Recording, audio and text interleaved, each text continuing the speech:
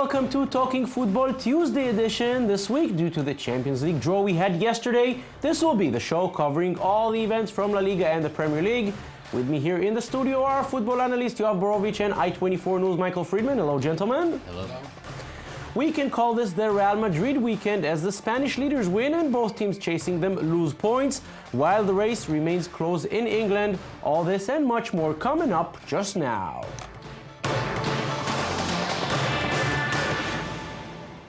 Real Madrid traveled to Morocco to the Club World Championship, and before doing that, they got some great news.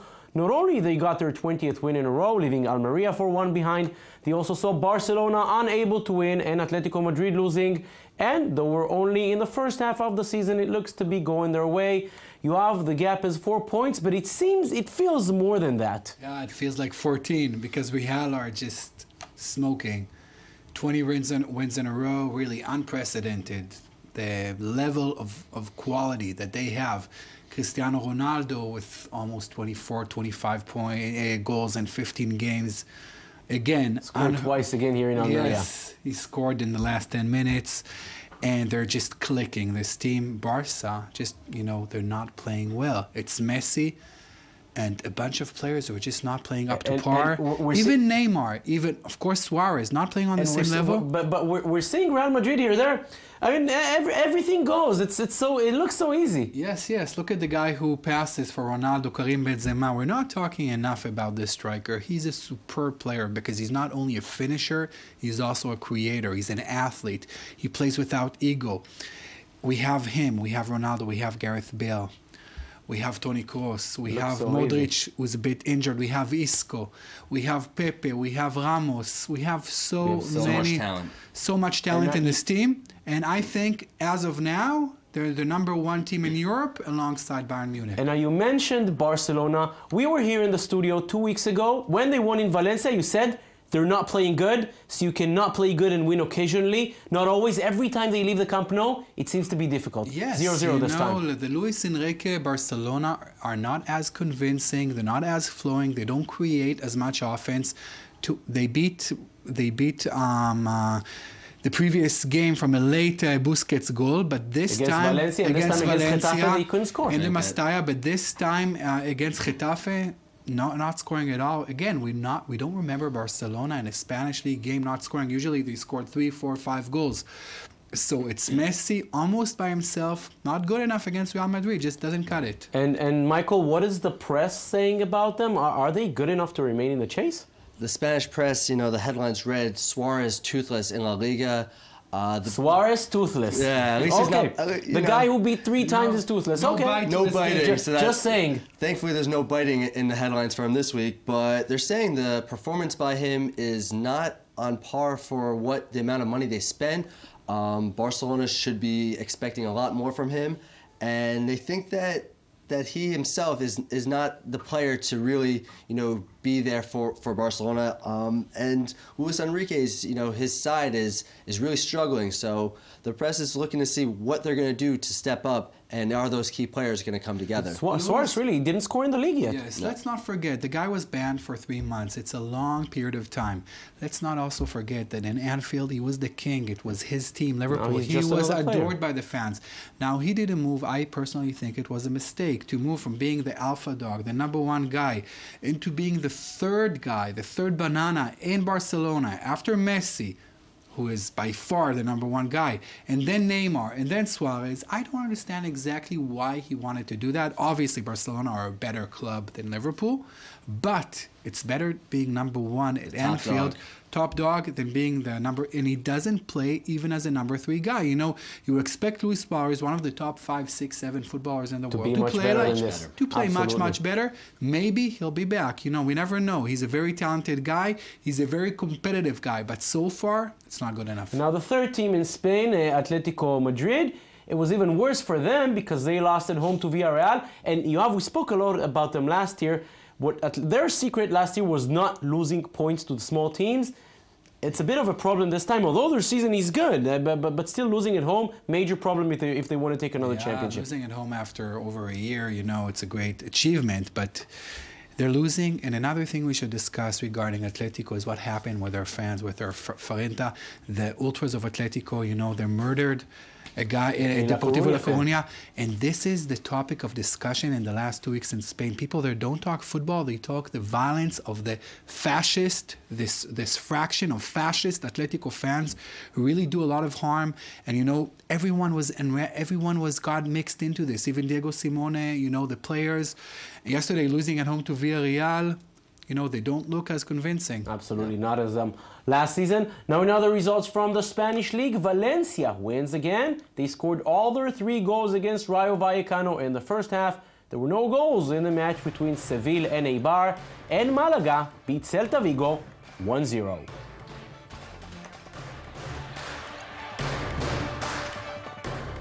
The gap at the top is now up to 4 points. Real Madrid are first with 39 points. Barcelona are second with 35. And Atletico Madrid are still third, but they're now 7 points away from their city rivals. Seville and Valencia close the top 5 list.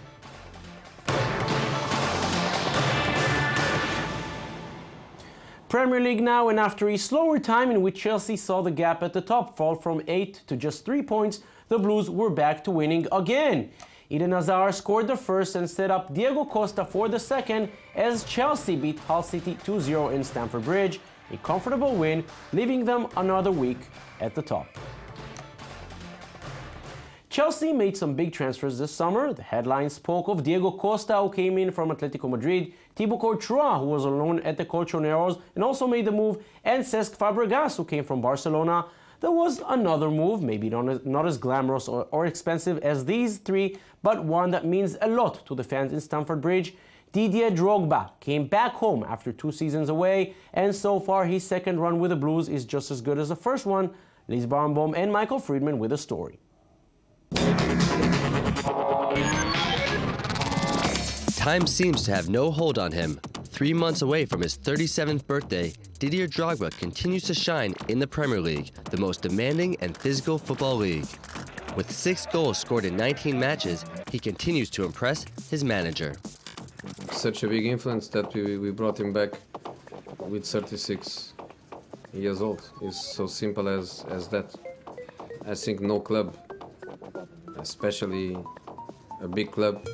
Drogba has the ability to go on for longer than most with his appetite for glory. His leadership complements his skills as well, and Jose Mourinho believes his striker has the same ability off the pitch in the technical area when the player decides to hang up his cleats. He is a great football player. He should stop when he wants. After that, I know that Mr. Abramovich is very happy to keep him in the club. His thirst for excellence impresses teammates at Chelsea. The young Belgian Eden Hazard, nicknamed the King, is proud to share the pitch with the Ivorian superstar. While the British press did not believe in him when he returned in September, it is now unanimous that the quality of the man who saved the West London side in the Champions League in Munich in 2011. His transfer to Shanghai Shenhua also gave great hope to the Chinese. I hope Drogba will give us access to the Champions League. My hope is that he transmits his experience to young football players and that he contributes to the development of the club and football in China. In his home country, Drogba is a true icon. He has even been part of a political initiative which involved the reconciliation commissioned by the Ivorian president, Ouattara, in 2011 to appease a country torn by bloody post-electoral crisis. To make war, it's more difficult to make peace, to get together and talk to each other.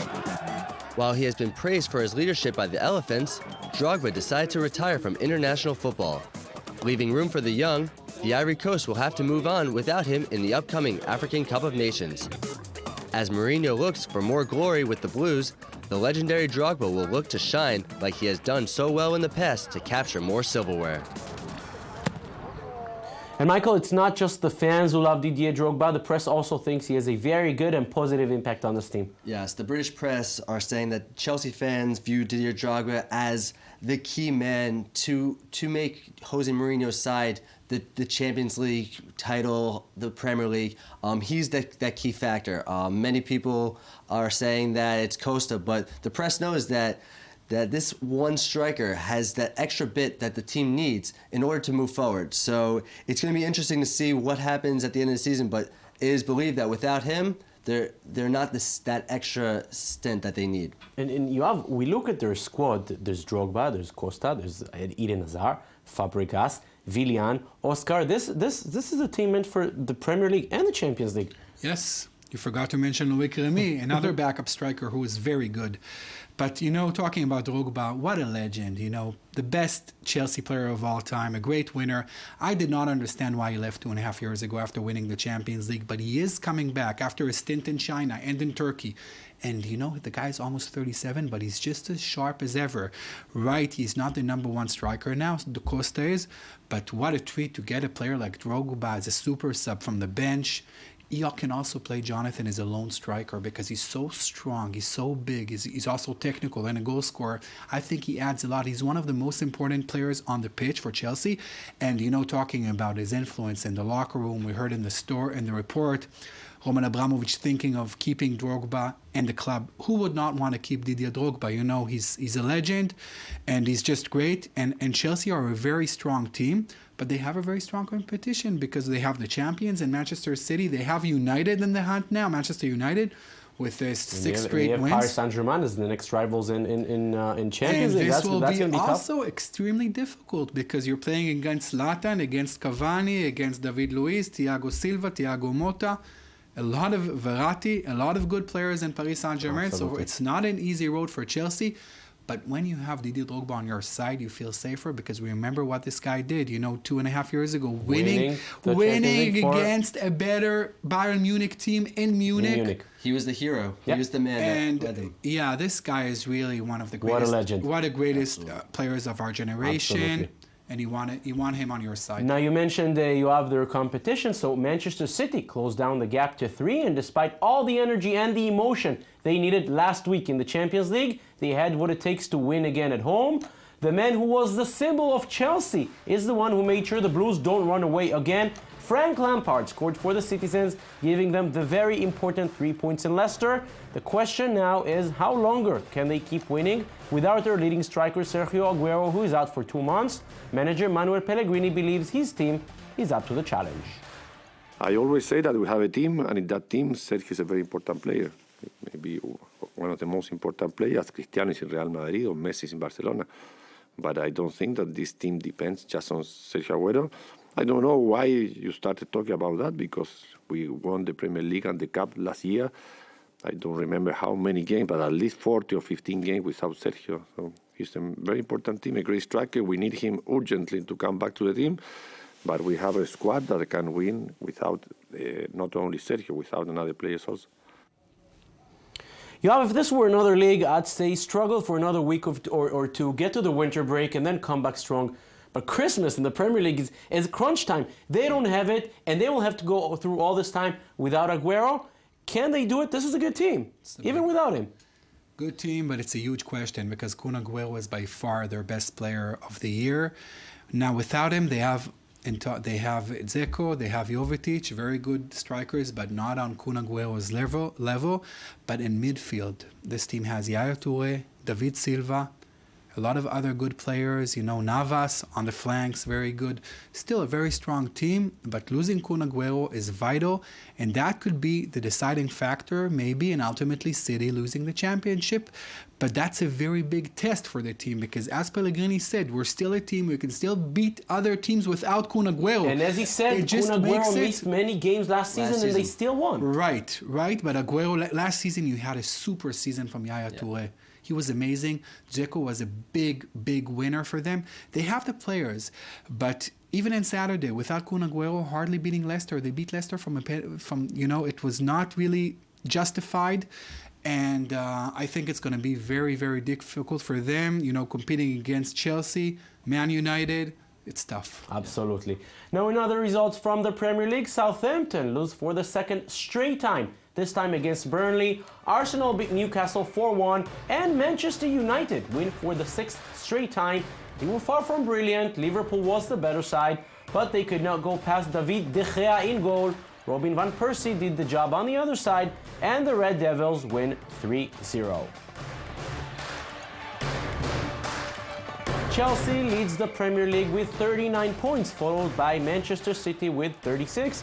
Look who's third. It's Manchester United with 31. West Ham are now fourth with 28 points. And Southampton, who just recently were second, are now down to fifth with 26 points. So absolutely an interesting season. Very short, you have Manchester United, 8 points away. Can they narrow it down? For sure, no doubt. Because Man United are gaining all those points, not playing well. They're not even playing, they can play much, much better. Falcao still didn't get into the mix. Di Maria is injured on and off. What will happen when everybody gets better, we'll see that. Van Persie was not that great, but starting to score, but they have Wayne Rooney. When he's good, I think he's the number one player in this league. Yoav Borowitz, Michael Friedman, thank you very much. Thank you. And that's it for Talking Football. Thank you for watching.